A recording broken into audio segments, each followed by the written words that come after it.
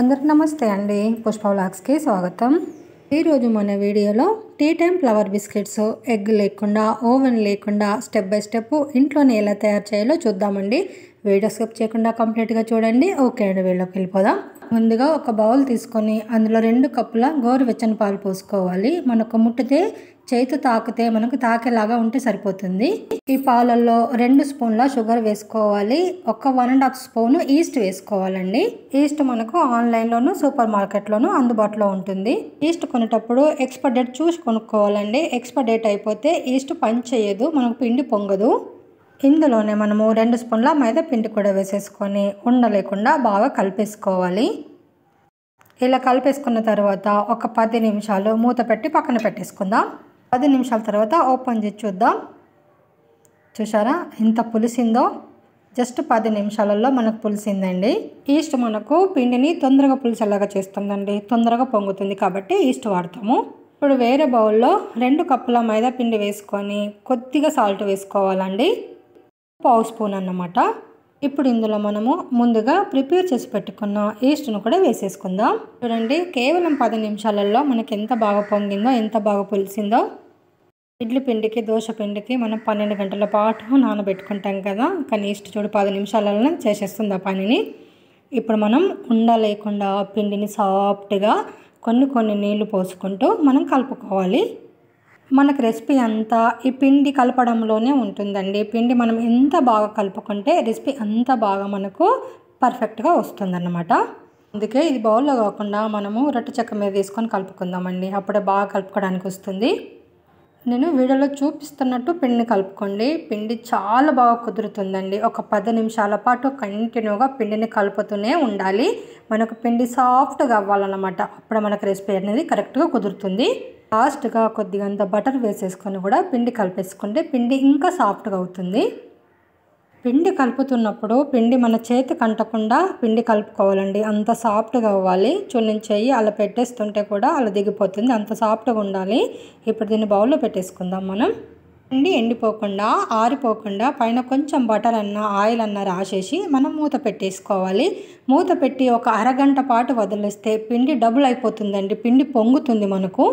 30 minutes తర్వాత open చేసి చూద్దాం పిండిని. చూడండి పిండి ఎంత పొంగిందో, ఎంత పులిసింది కదా పిండి బాగా.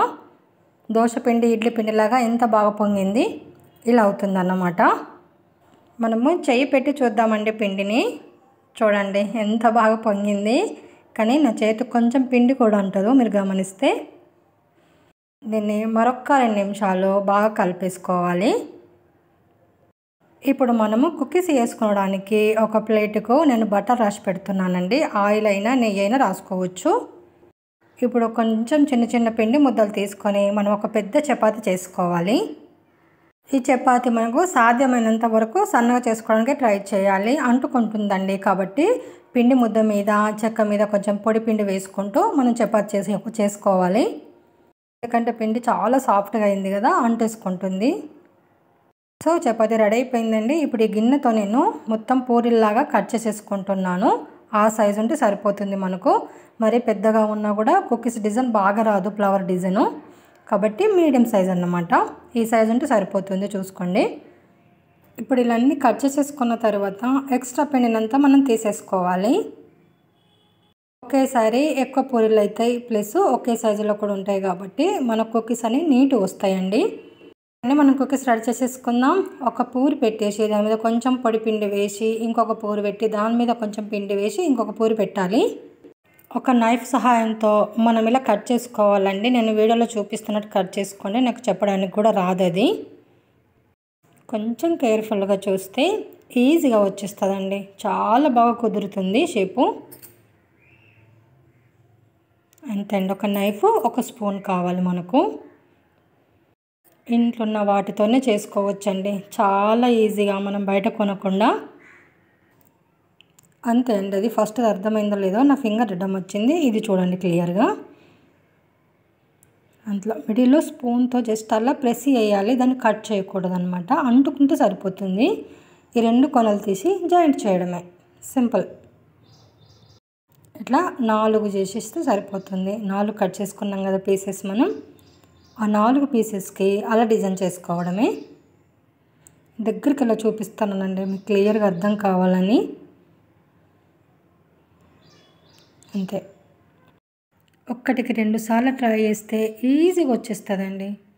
చాలా సింపుల్గా చేయొచ్చు డిజైన్ని. మనం చూడడానికి అట్లా అనిపిస్తుంది, కానీ చేస్తే చాలా ఈజీ. ఫ్లవర్ చేసి కుకీస్ రెడీ చేసినాక చూపిస్తే అసలు ఎట్లా చేసినామో కూడా గుర్తుపట్టారండి, అంత బాగా కుదురుతాయి. రెడీ అయిపోయిందండి మన ఫ్లవర్ కుకీస్. అయితే చూడండి ఎంత అందంగా వచ్చిందో షేపు, సూపర్ వచ్చింది. మధ్యలో మనము గ్యాప్ ఉండకుండా కొంచెం పిండి ముద్దను రౌండ్ చేసేసుకొని పెట్టేసుకోవాలి, ఫుల్గా నిండుగా కనిపిస్తుంది.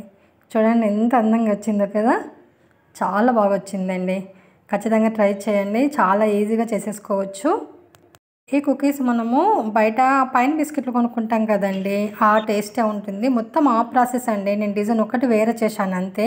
ఇప్పుడు ముందుగా మనము బటర్ రాసి పెట్టుకున్న అల్యూమినియం ప్లేట్ ఉంది కదండి, అందులో పెట్టేసుకోవాలి. నేనైతే 4 పెడుతున్నాను, సరిపోతాయి. ఇప్పుడు ఫినిషింగ్ ఇవ్వడానికి కొంచెం బటర్ రాయాలి. బటర్ లేకపోతే సన్ఫ్లవర్ ఆయిల్ అయినా రాసుకోవచ్చు. మంచి కలర్ వస్తాయండి, ఫినిషింగ్ కూడా బాగుంటుంది, షైనింగ్ వస్తాయి అన్నమాట ఇట్లా ఫినిషింగ్ ఇస్తే. పైన కొంచెం మనము షుగర్ చల్లుకోవాలండి, చక్కెర చల్లుకోవాలి లైట్గా. వీటిని బేక్ చేసుకోవడానికి నేనైతే ఇత్తడి బేషన్ తీసుకుంటున్నానండి. అది కింద కొద్దిగా స్ట్రాంగ్ ఉంటుందని చెప్పి తీసుకున్నాను. దాని స్టాండ్ పెట్టేసుకొని దాని మీద మనం ఫ్లవర్ ప్లేట్ పెట్టేసుకొని నేను ఇంకొక బేషన్తో కవర్ చేసేస్తున్నాను. స్టవ్ మీద మీడియం ఫ్లేమ్లో 30 మినిట్స్ బేక్ చేసుకోవాలి. ఇలా బేక్ చేసుకున్న తర్వాత వేడి వేడి కుకీస్ మీదనే మనము షుగర్ చల్లుకోవాలి. చూడండి ఎంత బాగా కలర్ వచ్చిందో. మనం ప్లేట్లోకి తీసేసుకుందాం.